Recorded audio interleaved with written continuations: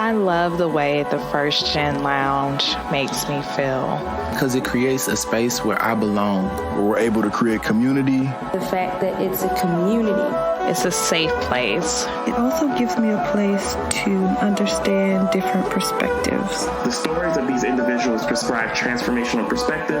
I receive encouragement, enlightenment, empowerment. And also serve as a catalyst to just keep going. Where we're able to be our true selves. I'm allowed to be an unapologetic first gen. And above all else, tell our story. And every episode is unique. I love it. I'm your host, Dr. Eve, and I'd like to welcome you to the First Gen Lounge. Okay, good people. I know it's been a minute, but y'all know I be trying to try some stuff out. And so I am glad, that we are back in interview mode. Although, my solo shows ain't been too bad, don't hate. But no, I am super, super excited because the woman that I have with us today, she is amazing. And I'm not just saying that. We met a couple of years ago, maybe a couple, maybe a year and a half, maybe a couple now at this point. That's actually how you know you're cool, because I'm losing memory of like how long ago we met. But she's a fellow HBCU graduate and very much so a multi-passionate creative. Like every time I look up on Instagram or Facebook, she's doing something different. I'm like, this girl does it all. But I have Tiana Glover with us today. TG the Mogul. That's what I like to call her. Yes. What's up, lady? How you doing? Hello. I'm good. I'm glad to be here. I am glad to have you here. Like for real, it's been long overdue, because I think we talked about doing this like when we first met. Like I was like, oh, you first gen? Oh, you need to come on to the show. But like it's finally happened and everything in due time. And just so you know, TG the Mogul, that's what I'm gonna call her. You okay with that, right? Because that's what you call yourself. Okay, that's how I know you. Like that's the brand, baby. That's the brand. That's the brand. Yes, it is. The brand. That's fine. But it's so funny because y'all see my infamous, laughing, leaned over picture everywhere. This is who's responsible for it. And this picture, the picture that we both ended up falling in love with, was one of those not even planned shots. She was just like, just be yourself. And I was like, oh, I'm silly, I like to laugh. And she caught it. And when I saw it, I was like, oh my God. So it was the perfect shot, honestly. Perfect. It was a perfect day for it and everything. So yeah, so for the first Gen Lounge social that we had last September. So it's been almost a year actually now. It has. She came through, really looked out for you, girl. Really took care of me. So yeah, so look, we're catching up and everything too, but it's always good to have like family people. Yeah, family. Yeah, you get it. Like people who've been watching you evolve and who've been evolving with you. So exactly. Look, since all of that is out the way, yeah. So just whatever I haven't told the people, tell the people who you are. What you do. Who is TG the Mogul? TG the Mogul. She is the creative solution for high-end creativity and branding for millennials, entrepreneurs, small businesses. Really, I do it all, like photography, graphic design, web design, branding for identity. Anything. I just stepped into nails, and it's a different type of creativity that I never really truly understood. It's more of like the therapy side of things for me, in a different aspect of like actually being able to use my creative direction in a different sense. That makes sense. Yeah, it makes sense. A lot. I sit behind pretty phenomenal brands that a lot of people know, very well known in North Carolina, all the way from Charlotte to Greensboro, Raleigh, Durham area. I think that's where we met in Durham. So literally, I be everywhere. I'm traveling all the time, so I'm all over. And nothing's wrong with that at all. One of the things I miss, in spite of all that's happening right now, is just being able to be on the road. Yes. Even though I have become a true homebody over the past few years, the fact that I kind of like can't go out is the kind of the thing that makes you like really want to go out. So I'm like, I want to go outside and play, but I know I'd rather be safe. Very true. Very true. And it's hard right now in this day and time, like, especially being an entrepreneur. It's like you want to do so much, and it's like you have this like cap on you right now, and it's like, what can I do in this state of the world right now? So I definitely get it. I love that. So you, like you said, you do a lot of stuff, like, and it's not even like to be funny. You just you are not afraid to explore your creativity and to also express it through the different things that you do. Something I've been really wondering about you for years. So I'm just going to ask you here so you can tell everybody and just kill it at one time. Yes. How do you balance it all? Because graphic design, website design, I know they can kind of fall in the same family, but they're really different skills to have. And now nails and photography. And I see you model here and there. You ain't. I be seeing you like. I be trying. I'm dabbling a little bit when I'm bored. You do video production too. So it's like, yeah, it's all creative, but there's so many different skill sets you have to navigate in all these things. How do you balance that? That's very true. You have to, it's a different, for each industry, even though it's all like media creative based, it's a different sense of creative you have to tap into. Like with nails, that's more of a physical aspect than customer service, be able to like be a therapy to someone. You have to be able to tap into that. And then with photography, I do a lot of like branding and wedding photography. So that's a more creative eye type of thing. You have to have the eye, be able to capture that moment. Your timing has to be right. It's another sense with that. And like with graphics and web design, like I hear a lot in the creative industry, like it's either one or the other. So a lot of people that do web design, they won't do graphics and vice versa. And it's like, I never understood that because they're one and the same. But to balance it all, how is really about time management and understanding how long and how quick I can do something. For someone that it may take them a week to do a website design, I could do it in 2 to 3 days, depending on the content I have. And so it's just really knowing how quick you can do something, what's your skill set level in it, and your expertise, and being able to navigate in that lane with it. That's kind of how I've been able to juggle it. Like I know how far out to space my weddings, not to take on too much, so that I'm able to still do graphics. And then with now dabbling in nails, it's like, okay, that could be like a really long process depending on what I'm doing and how intricate I'm being. So it's again like learning my time management and learning how to schedule things. That's been like the biggest thing for me, is like fine-tuning my schedule, my day-to-day routine, and what that looks like for me. So for the person who's out there thinking right now, like, why don't you just pick one and just focus? Like, you doing too much. Because, some people you doing too much. In the very beginning, I thought that for myself. Like, to be completely transparent, I went through this, and I was actually in nail school. This is like November, January-ish. I went through this Imposter Syndrome is what they called it. And I was like, okay, what am I doing, Tiana? Are you really doing this? Are you really the mogul? Are you really who you say you are? I went through that moment, and I kind of had to ask myself, okay, God didn't bring me this far for me to just say, forget it all and leave it all at the table. I was like, I got to recollect things and understand, like, what's my purpose in this? Where did my passion come from? And why do I do this? I had to reevaluate things in the aspect of, okay, I do this because I'm good at it. I do this because this is what I love to do. I do this because it's easy for me. And it's like one thing that I learned, and I'm very spiritual. That's how one of my discovery calls is called Brand Alignment Discovery Calls. And it's very long, but I know I need brand alignment with each and every one of my clients to make it easy. Because in the Bible, it talks about, when God gives you things, it won't be confusing to you. And so for me, that's where it comes into play. I know it's not confusing to me when I'm sitting there for 12 hours on the computer, because everything comes naturally. And so that's really where I began to really think like, okay, I can't think about this as me not being this person, because everything comes easy. Everything's natural for me in this realm. And so it was really just understanding that for myself and beginning to navigate in that. And I just had to realize like, okay, this is what it is. And 2020, I decided for it to be my jump year, jumping it all, jump through whatever opportunity, because I'm prepared for it. I've done this like 10 years. So I really had to take ownership of that. She said, I ain't new to this. I'm true to this. Yeah, like, and I had to boss up on myself, because I would always like downplay myself and like, just short selling myself. Like I wouldn't never market myself. I'd play small. Yeah. I'd be in the shadow. I'd be behind the camera. And I never really like stepped out and been like, yeah, this is me. This is what I do. This is my business. This is my brand.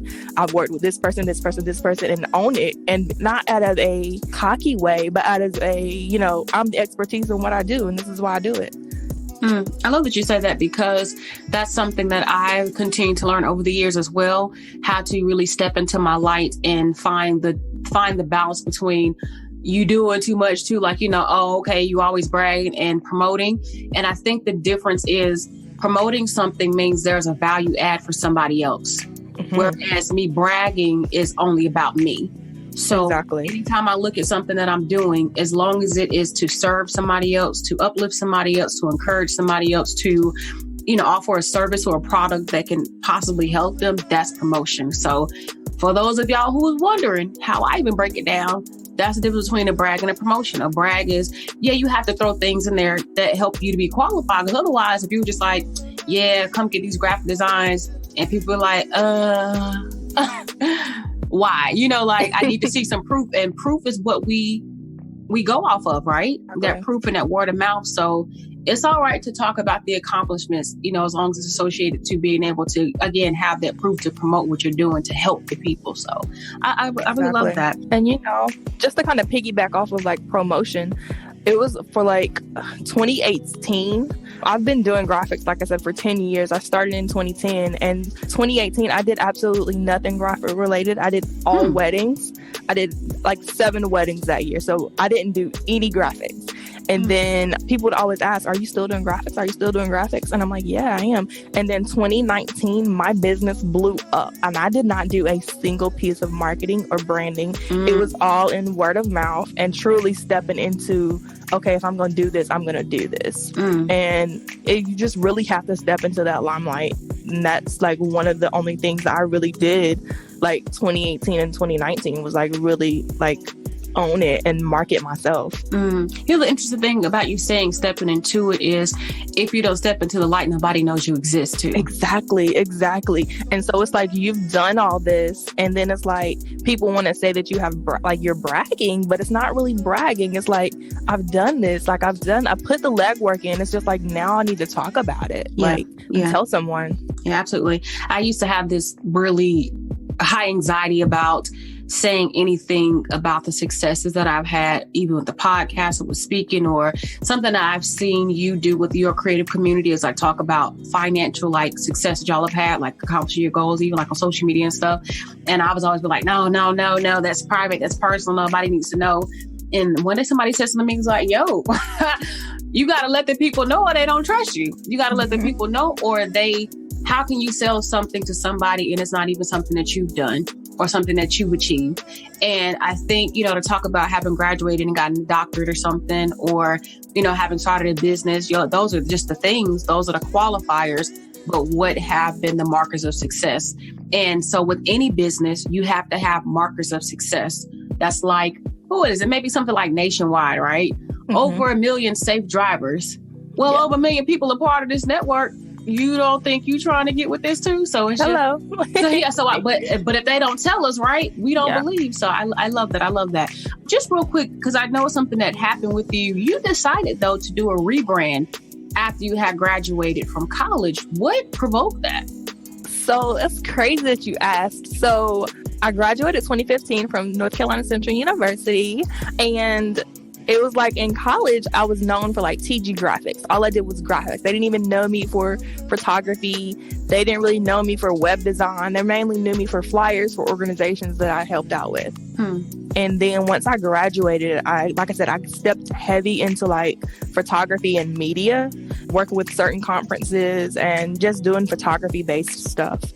I then transitioned from TG graphics to Tiana Glover graphics. And then from there, I think just last year, I did a rebrand after being solely known as TG graphics or Tiana Glover graphics. It was like, okay, I do so much.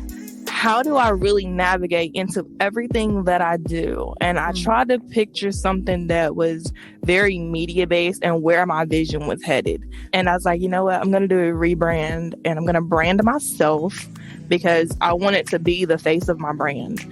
Yes. Because I am a one-woman show, and it's just kind of like I need them to know who sits behind these brands. And I don't want them to be like, oh, just, a company or just a design agency. Like, I want it to be more than that, because it's more spiritual and more motivational based is how my brand is. I like to uplift others and give value back. Like, you're going to get more than just your flyer. You're going to get more than just your web design with me. You're going to get a business sister. You're going to get an entrepreneur friend that understands. You're going to get so much more. So it's just like, I wanted them to understand, like, I'm your sister, I'm your girl. And I want to be very transparent with each and every one of my clients. Like, they know they're going to get a personal experience with me. So that's kind of like what took hold of it. And that's why I kind of like try to put in my modeling into my brand, because I wanted to actually feel like a person and not just an agency. I love that. That personability or personalization, that whatever y'all call it, if I didn't make it work up, personability. I love it. I just do maze. But it's something that to think about, the fact that connecting with people is really what makes the brand a brand. Especially in this day and age, and especially with something like social media being that thing that many of us turn to like get to know more about brands. It's being people and being humanized that makes a difference. Part of the reason why, similarly, I've had this thing about being personable. That's the word. Because that is the word. That's the word. That's the word. Because, there's a difference between somebody who sends an email to me and they say, hey there, and get into the message, rather than saying, hey there, Eve. Hey there is kind of disconnected, it's kind of cold, but hey there, Eve, or hi, Eve, or hello, Eve, saying my name is different because it's saying I recognize you. And now if I'm saying, if that's what every brand has to do and needs to do, no. But similar to what you said, when brands care about the people they're serving, they make sure that they connect with you. And so I love that you say that it's an experience that you have, and it's about being aligned, because you can very well be out of alignment. And it happened to me. Right, it goes south. It happens, and you just have to understand who your clients are in order to really be personable with them. Really have to understand them. You said something though that you were out of alignment at one point. Tell us a little bit about that experience, because I think as much as we talk about the success, we should talk about the challenges as well. So what happened, and what did you learn from it? So it's so crazy, because I've had it happen to me twice. And it's one of the things you want to help everyone. You want to be like the wayfinder and the person that's giving. That's just my spirit. Mm-hmm. And I had to learn, no, it's okay. Being booked is fine. I can't take on everyone. And I went through and I had these two specific clients, and on two different spectrums, to be completely honest. One has nearly 100,000 followers, and then you have one that's just, at the bottom, and it's just kind of like you understand the alignment between the two is different, but what does that look like in connection with you? And when they're pulling, and everyone wants to make you like their employee, and you have to realize I'm my own boss. You're not my boss. And I had to realize that connection they were trying to get from me was really tugging on who I was, and the fact that I have other clients I have to get to. And so they were so demanding, and it just really took a toll on me, and I had to put my foot down. And I felt like it took me out of character. It took me out of the alignment that I was in order to really move how I normally move, because it took me out of the connect with my client. And when that happens, it's like, wow, how do I get back on good terms? It's like when you break up with your boyfriend, or you and your best friend aren't friends anymore. That's kind of like how it felt. And I was like, okay, what do I do? I'm reaching out to some of my sister friends in business, and I'm like, so I have a client, and I don't know what just happened, but we're not on good terms right now. And it was one of those things I had to really step up and learn how to communicate and learn how to actually fire someone that was a client. Wow. How was that conversation though? How did you approach that conversation? How did I approach it? It was more so like, hi, I understand the demand that you have for your project, and I have to decline the services because this no longer fits my brand. This is out of character for me, and I have to terminate this this contract. Wow.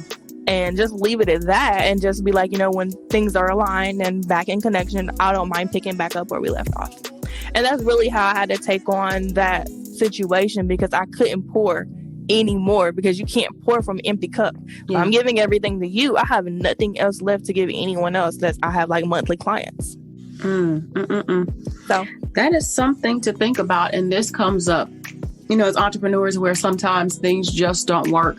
And I think a lot of times, depending on who we are, we only see the side of I'm a consumer. Mm-hmm. And yet one of the things I love about being an entrepreneur is trying to be more empathetic of, now that I'm in business, how am I showing up even as a customer with other businesses?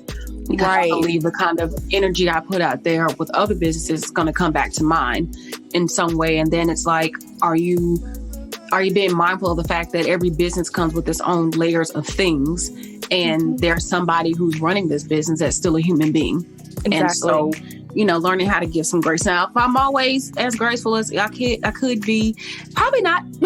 Nah. And it happens, and it's life. And long as you remember that, you're going to come back to who you were, at the end of the day. Absolutely. But my thing is always that, to treat others like I want to be treated. But if I ever step out of character for a moment, to come back and make it right. If I can make it right. So that's interesting. Lesson learned. What excites you the most about what you do as an entrepreneur? Because this path is not for the weak at heart. It is not. It is not. Listen, let me tell you, I battled so long on the fence of like, is this a side hustle, or is this a hobby, or is this a business? Like, I battled that so much, and I had to realize, like, okay, this is not for the weak. So if I'm going to be investing in like equipment and merchandise, and if I'm doing all this, I'm gonna have to make this a business. Like, this ain't gonna be just no side hustle that I get to blow this money for. Like, there's so much more behind having a business and being an entrepreneur, and they don't teach it to you. It's kind of like you find it yourself along the way. Yes. And so that's really what really boggled me, is because like, I'm like, no one's giving me this information, and it's like, you want it, but it's like, you have to really take the time to really learn it yourself so that you know it. And it won't bite you in the butt later. That's real. How have you been able to find community for yourself as an entrepreneur too? So, funny thing, a lot of my clients have turned business associates and business friends that literally sit at my table, and I can talk to them at any time. And that's like one of my biggest key things, is like connect, network. I use a lot of my clients for connections with other situations that I need help with within my business. And they've helped me with like LLCs and lawyers and attorneys, all different types of things. Being in the creative industry, you want to copyright everything, trademark stuff, and just, cover yourself for your business. So just getting connection with my clients who I work with, and picking their brains and seeing who they know that can connect me with this person and connect me with that person. That's really what helped me with finding my community of people, is like within my clientele, really, truthfully. What I like about that the most is what you said is so spot on to how people, in some cases, not all, but in some cases, who are able to elevate their platforms, understand that very power of what you just spoke of, surrounding yourself with people who get it and who are willing to invest in you, and you invest in them, and y'all invest in each other. Like, I've heard, many times, like masterminds, right? People who are in mastermind groups will send business to one of the persons, within the group, who can in turn send business to their business. And that's how they get wealthy. And because you understand that, and again, have shared it, and to those of you who are listening, the note is make sure that you're not just out, looking to receive, but you're willing to give, because it comes back. But being in a circle of people who understand the reciprocity of it. Yes. Which I can really, really appreciate, because I can tell you, my circle, as I've gotten more intentional over the years, they're really supportive and doing the same thing. I've got a connection to something. You should know about it. Here's who I refer. Eve, I refer her for this. So it's just a beautiful process to see. It is. And that's one of my biggest things. I tell a lot of like my mentees under me that inquire my services, and they're just starting out. I'm like, I don't mind giving my gems away, because I know it's going to help you, and you could tell someone else that who you got your gems from, you know, and I can help someone else, you know, and that's just what you do in business. Like you give in hopes that it comes back to you. I know I had a conversation with my mom the other day, and we were talking, and this was really good, about Oprah and other business people, whether it's artists or not. Oprah has become like a philanthropist. And it's like she gives so much. She's not worried about the dollar amount in her bank account. She's not worried about how much money she's making, because she's going to probably give more than half of it back away. So it's like when you have that mindset of giving, you can't really worry about the dollar amount that you're going to make in return. You just have to keep being, you know, that person that's, you know, going to give to someone, and it's going to come back to you tenfold. Yeah, absolutely. It reminds me of that book, The Go-Giver. And that was a very lesson that I learned from that particular book, just in beginning stages of my own businesses. Give. You know, those who receive are those who give. And when I started thinking about it, just like you were saying with Oprah, I'm like, that's true. Because how do we typically get to most brands, or we get to most businesses? They may have given something, you know, and not always either somebody gave a review, or they gave you a coupon to come and try something, or they were doing, you know, samples, or there's things about giving that has tremendous value. You get a free sample of a book, you give, you know, a consultation like what you do. And those things, the giving aspect of it is, you know, this is because I care. I want to be in alignment. I want you to take interest in this. And if you choose to be a part of this family, then that's great. So I think that's a perfect lesson to be taught right now. Yes. Perfect lesson to be taught. Yeah. So let me ask you this too. If you could give any word of wisdom to, you know, a fellow creative, first gen, you know, college graduate like yourself, entrepreneur, Black woman, all of that, you know, because you have many intersections of who you are, and that's a beautiful thing. But to just the people who are coming along, who are listening to you and who will be looking to you saying, how do I, or what do I do next? Or, you know, just have those questions about the path, the journey. What wisdom would you leave, you know, these people with? First and foremost, I would probably say what has helped me along the way is remembering that, you know, feelings are temporary and faith is bigger than fear. Because once you keep God in a part of that, fear won't really hurt you as much anymore, because you'll have faith that God's going to be there, and your feelings of fear will kind of like evaporate. They'll go away once you start learning how to step out on fear. And that's really what I did with my business. I stepped out on fear, and that's been the biggest game changer for me, is just trusting that God is leading me into the purpose that he has for me. If I had a shoe and we were sitting in the same room, I would throw it across. I'm gonna throw it. Oh, look, that I love that. I love that, and that's real. That is real. And you know, so look, TG the Mogul. What like? Listen, when I heard that intimidated me because it's one of those. You know, and that's what I love. You have to speak life into whatever you're doing. And part of the reason even I've, you know, as of late have rebranded myself and have changed my business to Evangeline Worldwide. Because even seeing TG the Mogul is like, oh, wait a minute, you know, like who is that and who she being? But it's one of those things that, you know, when I learned to even step into my own light and learn to step into the vision, right? To not be afraid of that. It's amazing what things happen. So even to you say the faith being bigger than the fear, yes. But like, you know, and that's been quite the thing for me as of late. So again, thank you for the reminder, even to those who are wondering, how dare you call yourself the mogul? Why would I not? You know, because every mogul that ever is once was, you know, in the process of becoming. So you just continue to, like I said, step into the light and let people see you. So, hey, hello. I love it. But congratulations to you for all that you have done. It has been just beautiful to watch you evolve, to know you, and to just see you continuing to like kick ass, like for real, like just getting it and reaching your goals. Because every now and then when I peek in on Facebook, I'm like, get it, girl. So, get it, girl. But yeah. But on that note, though, tell the good people where on the internet they can find you if they want to reach you. You guys can find me anywhere on most social platforms as TG the Mogul. That's Twitter, Facebook, Instagram. Also, you can check out my website at tgthemogul.com. Yeah, there you have it. Well, look, again, thank you for being here with us, for sharing your time, for your wisdom. Wishing you the best of luck in everything that lies ahead. And you be great out here in these streets. Thank you for having me, guys.